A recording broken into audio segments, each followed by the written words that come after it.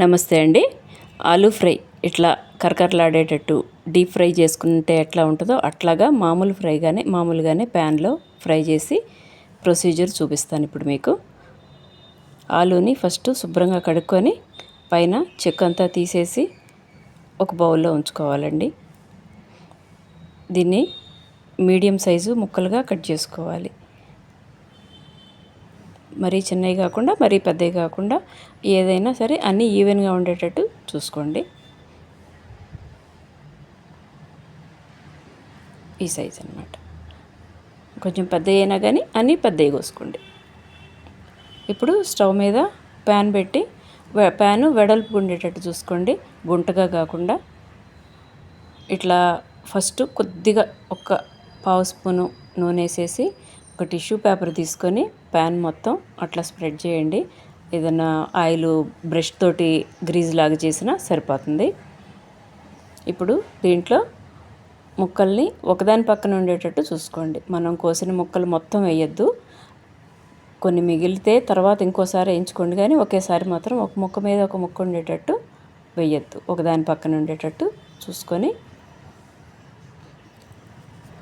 మిగిలిన ముక్కలు ఇంకోసారి వేయించుకోవచ్చండి, పక్కన చేసుకోవచ్చు. నీళ్ళు అది ఏం పోసి పెట్టద్దు ముక్కల్లో, ఇట్లా ఫ్రైగా రాదనమాట. ఇప్పుడు ఈ ప్యాన్లో నూనె వేసేసి మూత పెట్టాలి, కంపల్సరీగా మూత పెట్టాలండి. మూత పెడితే ఒక ముక్కకి ఒక ముక్క అతుక్కోవటం ఇట్లాంటిది జరగదనమాట. మామూలుగా అయితే మనం ఆలూ ఫ్రై చేస్తుంటే ముక్కలు అతుక్కుంటాయి కదా, అట్లా కాకుండా ఇట్లా చేయటం వల్ల, మూత ఉంచటం వల్ల ఏ ముక్కకు ఆ ముక్క ఉంటుంది, కరకరలాడుద్ది అనమాట. మీరు చక్కగా ఈ టిప్స్ అన్నీ పాటించి మర్చిపోకుండా గుర్తుపెట్టుకొని తయారు చేసుకోండి. ఈ తర్వాత మూత తీసేసి ఒక్క నిమిషము జస్ట్ కలర్ మారిందాక, ఆలూకి కలర్ మారిందాక మాత్రమే మూత ఉండాలి. తర్వాత ఇంకా కలుపుతూ ఉండాలి.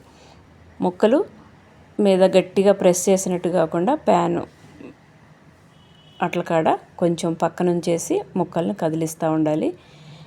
ఒకవైపు వేగిన తర్వాత మళ్ళీ ఇంకో వైపులాగా అట్లా ఒక నిమిషము అట్లా ఉంచాలి. ఉంచితే అడుగునంతా వేగుద్దనమాట. మళ్ళీ అప్పుడు కదిలించాలి. ఊరినే కలుపుతూ ఉండద్దు, అది వేగిన తర్వాత మాత్రమే కలపాలి. అట్లా చూసి కలుపుకుంటూ ఉంటే కలర్ మారుతూ ఉంటాయండి. హైలో అయితే ఉంచొద్దు, మొత్తం ఫస్ట్ నుంచి చివరి వరకు మీడియం ఫ్లేమ్లోనే ఉంచాలి.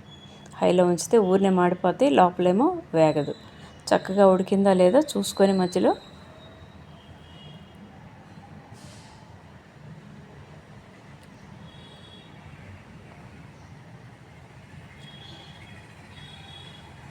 ఒక ముక్క తీసుకొని అట్లా నొక్కి చూస్తే పైన క్రంచీగా ఉంటుందండి, లోపల సాఫ్ట్గా ఉంటుంది. ఇంకొద్దిగా వేగాలి. ఇప్పుడు పచ్చిదనం అయితే పోయింది, కానీ ఇంకొంచెం వేగితే ఆ తడి కూడా తెలియదు అనమాట.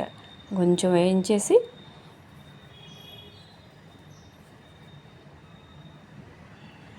ఇప్పుడు చివరిలో ఉప్పు, కారము, కరివేపాకు అన్నీ కలిపి ఒకేసారి యాడ్ చేయాలి. కారము దీంట్లోకి వెల్లిపాయ కారం కానీ, ఇది కూర కారం అండి, ఇది ఇప్పుడు అవైలబుల్గా ఉందని ఇది వేసాను. ఏదన్నా కొద్దిగా మసాలా కారం లాంటిది వేసుకుంటే డైరెక్ట్గా అన్నంలో తినడానికి బాగుంటుంది.